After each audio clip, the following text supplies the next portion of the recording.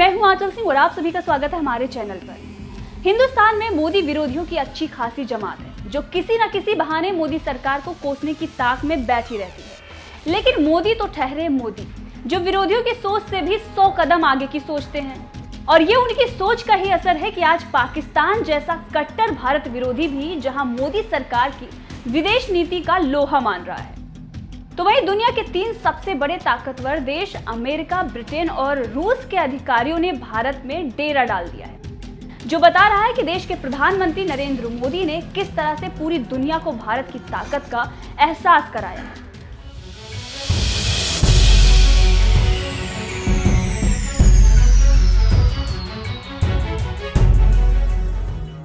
गौर से देख लीजिए इन तस्वीरों को।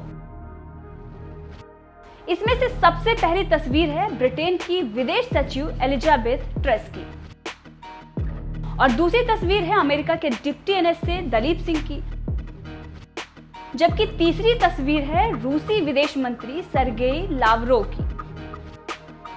रूस, अमेरिका और ब्रिटेन के ये 3 बड़े अधिकारी यूं ही भारत में डेरा नहीं डाले हुए हैं। रूस यूक्रेन के बीच चल रहे युद्ध के बीच 3 बड़े देशों के अधिकारियों का ये जमावड़ा बता रहा है कि दुनिया में भारत की क्या अहमियत है।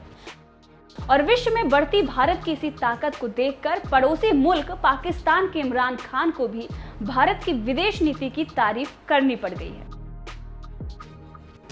राजधानी इस्लामाबाद में एक कार्यक्रम के दौरान इमरान खान ने कहा है कि अमेरिका ने मुझसे कहा है कि आप रूस क्यों गए। वो गुस्सा हो गए हैं, लेकिन हिंदुस्तान उनका सहयोगी मुल्क है, क्वाड में भी है।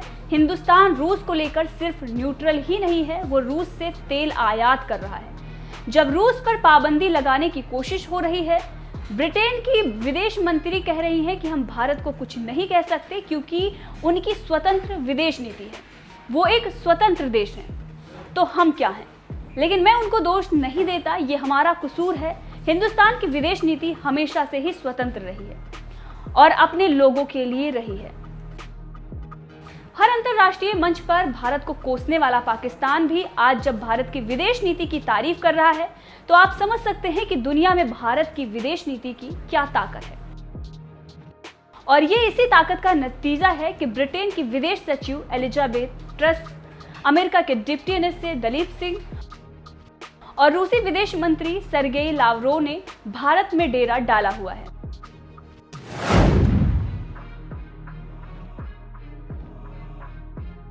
यूक्रेन संकट के बीच रूस के विदेश मंत्री सर्गेई लावरोव यूं ही भारत दौरे पर नहीं आए हैं। ये बात वो भी जानते हैं कि अगर समय रहते रूस भारत को नहीं साधता है तो अमेरिका समेत यूरोपीय देश भारत को साध लेंगे।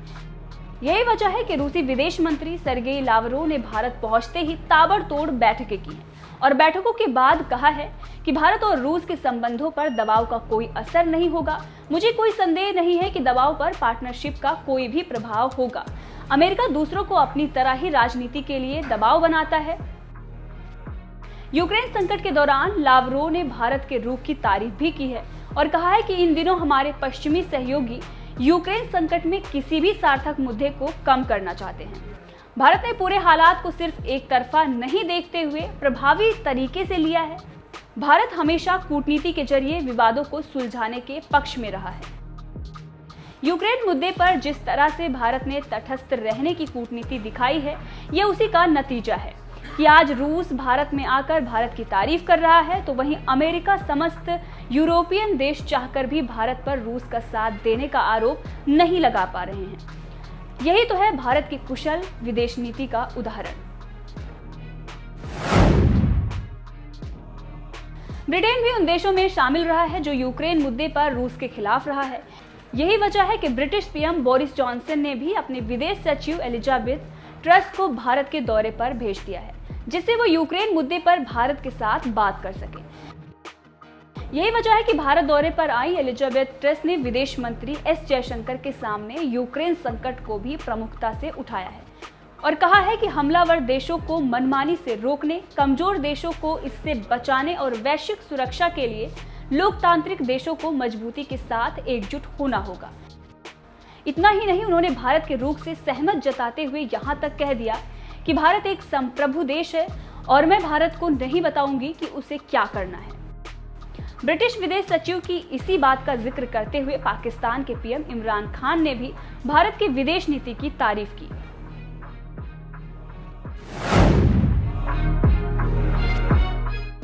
यूक्रेन संकट के बीच अमेरिकी राष्ट्रपति जो बाइडेन ने भी अपने डिप्टी एनएस से दलीप सिंह को भारत दौरे पर भेज दिया है। लेकिन भारत दौरे पर आए दलीप सिंह ने जिस तरह की भाषा का इस्तेमाल किया है, उसे देखकर कहीं से भी नहीं लग रहा है कि ये खुद को सुपर पावर बताने वाले अमेरिका की कूटनीतिक भाषा है।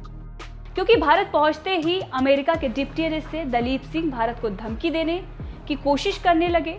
उन्होंने कहा कि रूस ने कहा था कि चीन उसका सबसे जरूरी रणनीतिक साझेदार है और इसका भारत पर प्रभाव पड़ेगा। इस साझेदारी में रूस जूनियर पार्टनर है जो भारत के हितों के लिए हानिकारक है।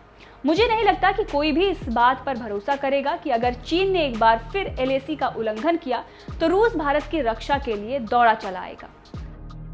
डिप्टी एनएस से दलीप सिंह की ये भाषा बता रही है कि अमेरिका किस तरह से धमकी देकर यूक्रेन मुद्दे पर भारत का समर्थन हासिल करना चाहता है।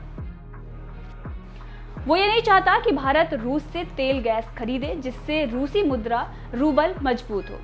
लेकिन भारत के विदेश मंत्री एस जयशंकर ने भी अमेरिका को मुंहतोड़ जवाब देते हुए ये बता दिया है कि अगर हम 2-3 महीने तक रुककर देखेंगे कि रूसी तेल और गैस के बड़े खरीदार कौन हैं, तो मुझे लगता है कि लिस्ट पहले से ज्यादा अलग नहीं होगी और मुझे लगता है कि हम उस लिस्ट के टॉप 10 में भी नहीं होंगे।